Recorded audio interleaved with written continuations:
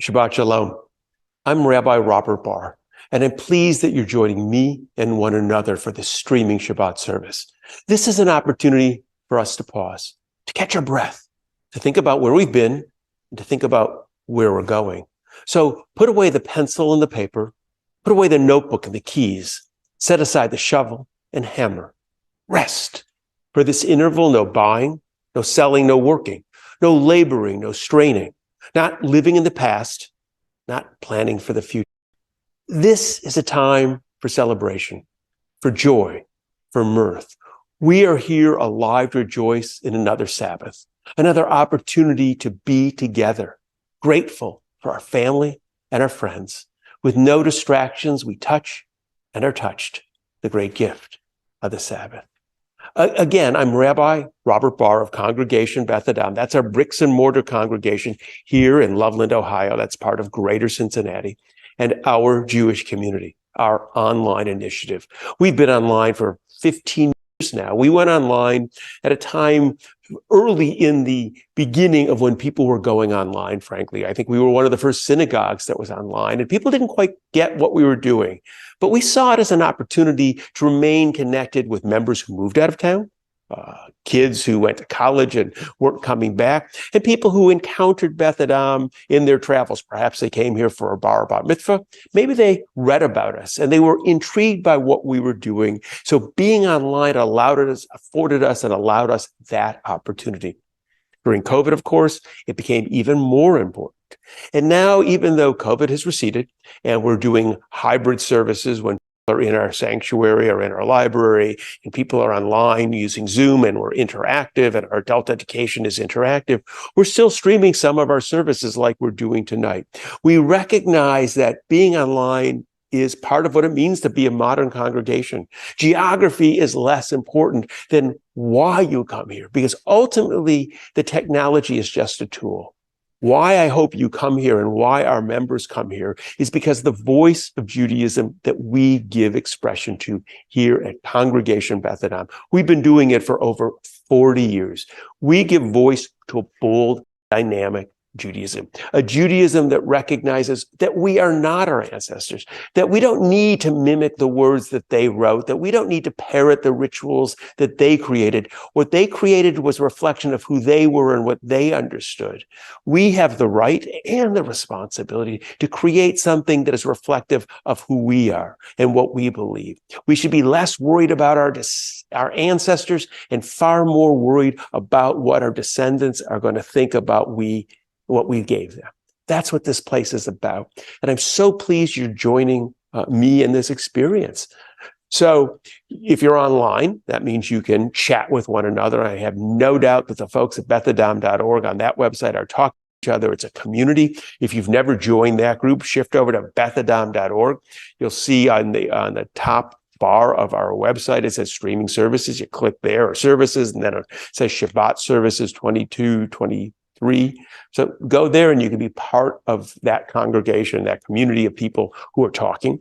Or maybe you're watching on Facebook. Leave us a message. Let us know where you're participating from. Because I know people don't also have to watch at 7 o'clock when we stream. You can watch anytime it's convenient. That's one of the beauties of a streaming congregation or a technological congregation. We are available when you are. So we're going to continue our service with the lighting of the Shabbat candles. On Shabbat, we create our moment in time. We pause to reflect upon our yesterdays and tomorrows, to renew our ties with families and friends, to restore our energies, to refresh our spirits. As the sun descends and shadows lengthen, the direction of the day gives way to the stillness of night. It's time now for us to see, not with our eyes, but with our hearts and minds. As the day gives way to evening, it's time for us to welcome the Shabbat. The candles stand before us, waiting to be lit.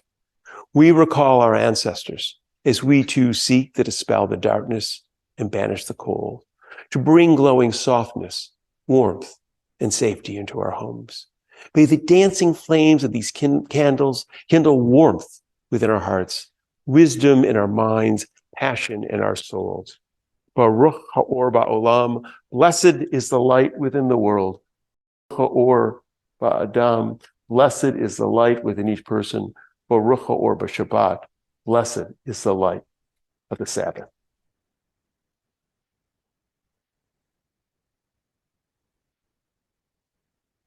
In time, disturbances will pass. Difficulties will dissolve. In time, aggravations will be forgotten. Obstacles overcome.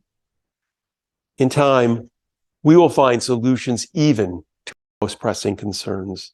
Mountains move and even disappear. Clouds part, revealing an ever-present sun. In time, moments of desperation will give way to an inner calm. And through others, we will find comfort for our fears. In time, may we find ways to accept life's unending turbulence completely and move gently forward in time. One of the beauties of a technological congregation is that we can record a service, or I can record a service at a different time and then bring it and make it part of the Shabbat service. I did exactly that with Reverend Sharon Dittmar. If you've been part of our community for any length of time, you know that Reverend Sharon Dittmar is a friend. She and I have led a trip to Israel. We're going to be leading another trip to Israel. She's participated in our online services, and here, even in our bricks and mortar congregation, she and I taught classes together, and she even gave a Rosh Hashanah evening sermon one year. So I'm delighted that she's joining us again.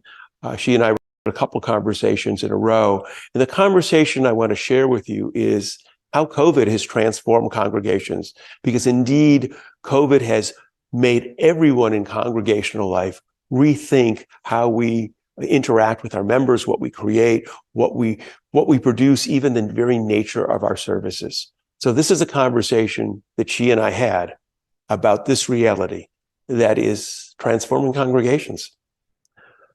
So we are so fortunate that Reverend Dittmar has willingly agreed to do one more conversation with me to continue exploration. We sort of began in our last recording, our last conversation that hopefully you watch online. You can go back in time.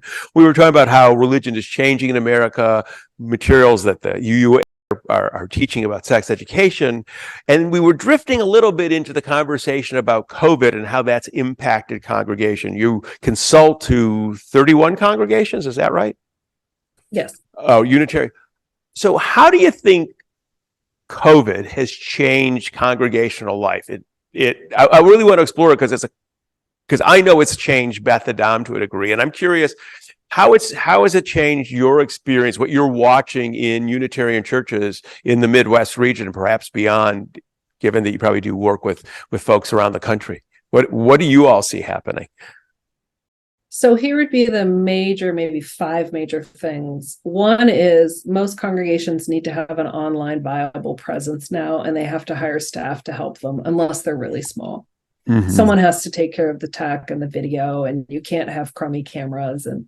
And we're learning that people want to view online. And then a question around that is, how do you integrate your online with your in-person communities? So that's a question rising. Right. And I want to know, I'm curious if you figure, so that was a question I was going to ask you. How do you do that? Because I have to say, and I've raised it at Beth Adam, it is a challenge because, doing this, this is a stream service. Those of you who've been joining us for a long time, we have stream services, which are pre-recorded, and I read the service, and you're watching it, probably commenting right now as you're listening to the two of us. And then we have some weeks a hybrid service, which is interactive. And an interactive service is a lot harder to engage with both people who are demographically away from us. They're not in town. They're not sitting in the sanctuary in the library, and interacting with the people who are sitting right here with me. Has the Unitarians figured that problem out yet? Gosh, no. I would say for the first 2 years of the pandemic, every time I talked to clergy, they were telling me about a new hard fail they had in worship services where technology fell apart, and people are like, "What? I've lost the feed," and it just would be a free for all. But we've managed a lot of that at this point. But the question now is, these communities are very different. How do they communicate? How do they share space and relationship building within that space? That's an open question, and we have yet to see where that goes, and people are needing to experiment with it. Mm-hmm. So that's number one. So this hybrid world of online streaming technology, all of us have invested in, spent money on equipment. All of us have tried to figure out which button to push. All of us have learned to say, "You're muted." So that's one issue. What's another issue you have seen as a function? We're struggling with volunteerism everywhere. So people who used to be willing to fill up to volunteer for roles are just saying no. It's even harder. It was a challenge beforehand to recruit, board members, and now it's even more so. And that goes hand in hand with a decreased attendance, not like a hemorrhage of attendance, but decreased attendance. And almost everyone I talk to says decreased volunteerism. Even the people coming are like, I still need a rest. I'm not ready. And you think it's that people are tired? Is that why? Exhausted? Yes. Whether they had to deal with children at home or work at home, or their job changed, or they had to care for someone, or they got sick, or they're depressed, or all of it. There's just a kind of exhaustion factor, fatigue factor, I'd say. Right. Yeah. Volunteerism has been difficult for a while, but I think I understand that too. Okay. That's number two. What's number three? Like I said in the last broadcast, we're not seeing as many children and families. Now, that's not every congregation across the board. Some congregations managed to crush it during the pandemic and keep their RE program going with very innovative things that were very different. No more we're sitting in a class, but we had a congregation in a northernmost Midwestern state that invested in a tent and space heaters, and they have a hill, and they're like, okay, we're going to talk about one principle of Unitarian Universalism. Great, that was 5 minutes. Glad you brought your sled. We're going to sled for the next 30, and there's cocoa at the end, and that's religious education today. People had to be incredibly innovative. Right. So a decrease in families and children in general. Is anyone thinking about or trying to figure out how to do education online with kids? Or is that just people have said, we're not sure? Because this is a question we've had. We wound up moving online, and I have to say the team did an incredible job moving online and doing this pirate journey. But the question now is, now that we're back in the building and the kids are here, is there something we could do online for the people who geographically are further away? And I'd just be curious if the Unitarians are dealing with that at all. Yes, and we don't know yet. Partly it's, children got exhausted with school online, right, and they don't want to do one more thing online. Relationship building is an in-person activity. It's paramount for this age. I'll just say also, as a parent of a child who's 21, there's something about that group that's about 19 to 24 that really kind of hemorrhaged in-person time and spent a lot more time in lockdown and on social media. And it's a challenge for what I see for my child and his peers. Right. And so that's just a yet to come figure out thing. And a lot of parents are like, my kid does not want to be on a screen. If it involves a screen, they're not interested. Right. That might change over time, and for certain topics it might work. I think it probably could work. The one time I've heard of it working for something online is when our congregations are doing some work around race and equity, and they have people of color, historically marginalized identities. Being on screen is helpful because they can take their picture off or step away if they need to without totally leaving the space. So if something is really painful and hot, they can get a little time out in the middle without totally leaving. Okay. So what? Okay, that was number three, I think. So we have online streaming, we have volunteerism, people with the kids not attending. Okay, what else? What's next? Here's another one. We have a lot of people leaving the profession, whether they're clergy or directors of religious education. I've been a minister 26 years, and for 24 of those, we had always more clergy. Clergy were willing to take low-paying jobs in rural areas, and now there are not enough clergy. And Why? so Why do you think that is? I think they're leaving. They're exhausted. They're like, there is an easier, they got exhausted caring for everyone else and all the pivots and all the fighting about masking that happened. And they just thought there's an easier way to make money that isn't so exhausting. And will this change again? I think it will, but it's not going to change this year or next year or the year after. We're looking at a clergy shortage for a while. And that means congregations that used to be certain of getting a minister are like, what? There's no one going there. So does that make your job harder? Are you now working for congregations that used to have a minister and don't, and they're saying, Reverend Dittmar, tell us what to do? Yes. So now it's kind of like, well, we have 100 and I'm just going to make up a story. We have 130 or 40 members. We've always had a minister. We don't have one this year. Now what? Can you coach us a little on what we might think of? And we're like, okay, let's sit down and try and make it up together, because we're all making it up too, right? And we're learning from congregations. So I just have to also say it's very much both our directors of religious education who work with children and families and the clergy. There's a lot of turnover. And the boomers had already started to leave, and they were the biggest group anyway. So it's a sea change. Yeah, so we're within the Jewish world. We're seeing that too. My generation of rabbis, are retiring. Yeah, obviously, again, the boomers were big footprint, but fewer people have been going into the profession. So there are people who are leaving, boomers, and other people who are leaving earlier, tired. I mean, this is a conversation you read. Clergy really are burned out. Now, I always, and I'm assuming it's other helping professions too. Other people, and nurses, doctors, other folks who are really in the thick of it,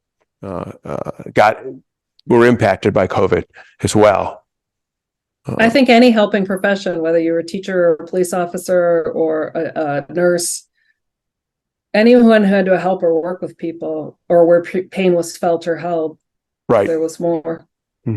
Absolutely. And what else? Do you have any? That was 4. You have a fifth. The other thing I would say is innovation is happening all around us. I mean, these are innovative times, and people having to make things up. And so there is actually a lot of hope and opportunity in that, right?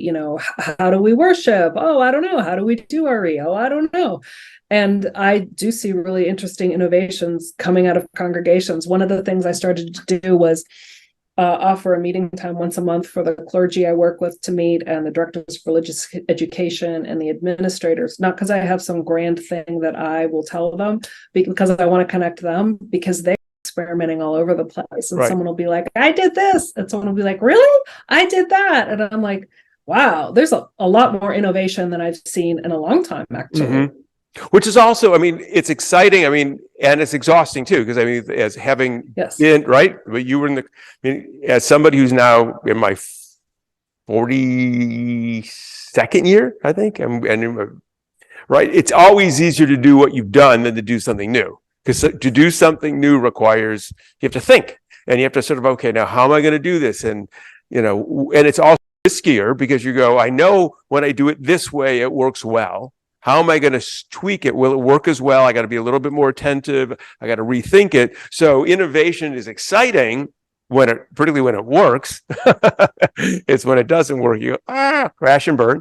But I think it's also part of that. I mean, so the exhaustion I think people are feeling is both, because we're also having to learn, I think, and I've talked to other friends of mine, we're all having to learn too.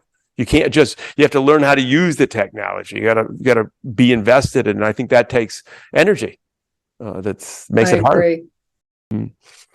And speaking of that, the last thing I would say is worship and music and worship are changing. Both of them are changing. It used to be, we used to joke about the sermon sandwich in my association, the hymn, the sermon in the middle, and the hymn on the end, the sermon sandwich. A 20-minute sermon is a little bit too long online. And how are you going to include people? And will your music always be live or recorded? And did you get copyright permissions? And all of that. So what worship looks like, from storytelling to children to sermon to prayer to meditation to readings, is all shifting. Yeah, that actually, I'm glad you raised that, because actually that's a conversation I'm trying to start having with the congregation. Beth Adam has been proud of the fact that we've created original liturgy. That was a big piece of what Beth Adam was about, changing the language, because we have a different worldview than our ancestors. Rather than mimicking who they were and parroting their words, we created a new liturgical experience based upon science, based upon understanding that not all people use the term God to represent what they believe in. Some use it what they don't believe in. They have different concepts of it, but ultimately here it's about human responsibility. And now the question is, well, we did it well. We created a service for people sitting in the room. We created the service with a particular kind of music. Well, now that it's online, I don't know, responsive readings are really weird online. They don't work, right? I don't know if it's, responsive readings. Having people stand home is a weirder thing than, it just feels okay, right? Because I'm sitting here this is where I need services from. Okay, if you'd like to stand at home, feel free to stand. We do that often during a memorial. It's a different experience, particularly when you want an interactive experience. And I haven't quite figured it out. You can still stream the big service online, the Christmas Eve, right? The production, the pageantry, high holidays, Rosh Hashanah, Yom Kippur, the people are watching that it's mostly a frontal experience anyways, but the smaller services, those are harder. Those are actually take more thinking and reworking. And I'm not sure exactly what they look like. And music doesn't work well online at all, because at least that's been my experience. Because is it a good, are you listening? Are you listening on a good computer? Is your speaker good? Because I know I get comments, people say, I can't hear. It's like, I know our sound is okay, but I don't know what their sound is when it comes out. I think it's really challenging. I think we're still in it. I'm curious what we're going to look like in 5 years. I agree. And I think religion is important because people need to be together, and they will find ways to be together. But we've had a lot of ways we traditionally gather unravel in the last 100 years. Mm-hmm. And COVID kind of unraveled meeting, quote, in a congregation too. Mm-hmm. And so I'm not sure where that goes. People have a human need for it, whether it's, your, I don't know, your Wednesday night knitting group, or it's your Sunday morning service or educational class. But there's more to be revealed, Bob. We are midway through. And I think too, as you were talking, so my wife and I were in Italy. She was teaching over, and we were in these massive cathedrals that were built with a particular sense of this is religious space because you do it this way in this space. I've been at First Church where you were the minister. I was at Northern Hills Fellowship where you were physical space has changed. Right? We literally changed how religious space looks over time. And I'm wondering again, are we all going to rethink our sanctuaries and our religious base in order to have sight lines for our cameras? Are we going to move from being sort of performance spaces to TV studios and improve the way where we're going to be? Are we going to change that because the experience is better or different? Yes. I have to be honest, this was the other thing I was thinking of. A lot of congregations have historically invested in bricks and mortar, right? And even before the pandemic, people were being like, but the world isn't all brick and mortar. The world is mobile. You meet people in their own space. And I think we have yet to see even the full blossoming of conversations about that. Truly, a lot of people have been like, well, the congregations have become too insular. You only care about, I don't know, your basement, are you in relationship with your community, and where is your community? So if we can be anywhere, what are we, and who are we when we're there? And what about our buildings? Because when they get older, they cost more, so there's all of these questions floating. So, I guess this, to summarize, we're still in sort of in the turmoil of COVID. Yes. Congregations are reshaping, but it's not clear exactly how the dust is going to settle. Yeah, it's not clear to me yet. Yeah, I will be interested too to see if there's a younger generation who starts training to be clergy, who are going to embrace this chaos and love it, versus those of us who had a different experience and for whom the changes really took a lot of was demanding in a way that some of us just weren't prepared for. I agree. Mm-hmm. Well, no one was prepared. Didn't Right. matter what your age was, no one was prepared. Right. But there are some of us who went to school and learned how to write a 15 to 20 minute sermon, and that's kind of like, our bread and butter, and that might not be feeding the masses so much. So Oh no. Guys, so no, I mean, I can't do a 20-minute one anymore. No. You can, just not probably every week. Yeah, but no. I only do mine. That's only for the high holidays, and even my high holiday sermons got shorter because I knew when I was online, I figured they had to be under 15 minutes. I did 12 to 13 minutes, and I timed them, which was not my style of doing a sermon. But I had to realize that watching online is different than sitting in the sanctuary. And while I can be more interactive with people in the sanctuary, you feed off the congregation. The congregation is responding. Being online is a very, very different experience. So that being said, I think we've come to the end of our time, because I hope that everyone has listened to our conversation, because you are a compelling minister, and I know you can do a good 20 minutes. Thank you, Rabbi. So we're going to, and I appreciate taking the time, and we'll see where it goes.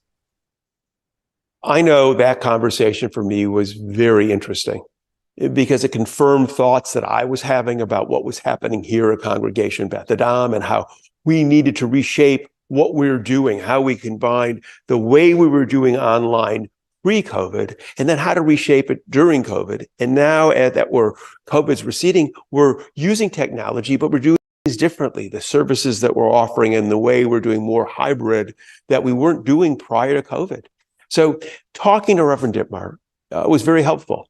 And as I've said at other services at other times, we keep on trying to rethink the way we are doing our hybrid services and streaming, trying to use technology in the best possible way. So I'm glad you were able to hear that conversation.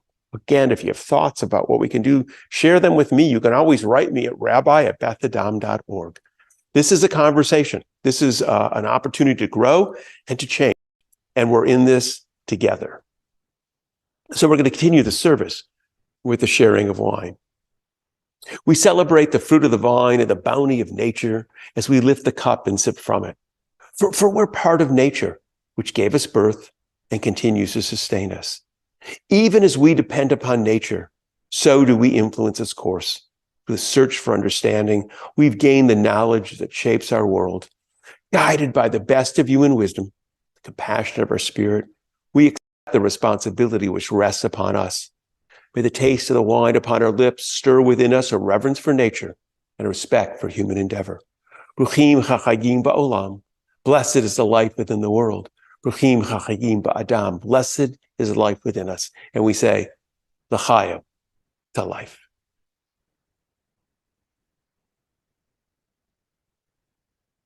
Well, it's June, and our summer calendar is a bit lighter than it is during the rest of the year. This is more of our summertime, and things sort of quiet down here. But the best way to find out what we're doing is go to bethadam.org. There you can see whatever events are upcoming. You can listen to my podcast. You can watch services that were pre-recorded. So if you want, you could watch the conversation I referenced with Reverend Sharon Dittmar, the one we had earlier. So that's those opportunities. So go to bethadam.org, and there you'll find out more about Beth Adam, this community, and about upcoming events. And we conclude our service with the words we conclude with each week. May we know blessings those who are near. May we know blessings those who are far. May the Sabbath bring its goodness to everyone soon, wherever they are. May we know blessings through the day, and may we know blessings through the night. May health be for our children and for all people, and all things soon be right. May we know blessings that are comings, and may we know blessings when we depart. May we live each day with peace and wisdom in each heart. Can ye let it be? Shabbat Shalom.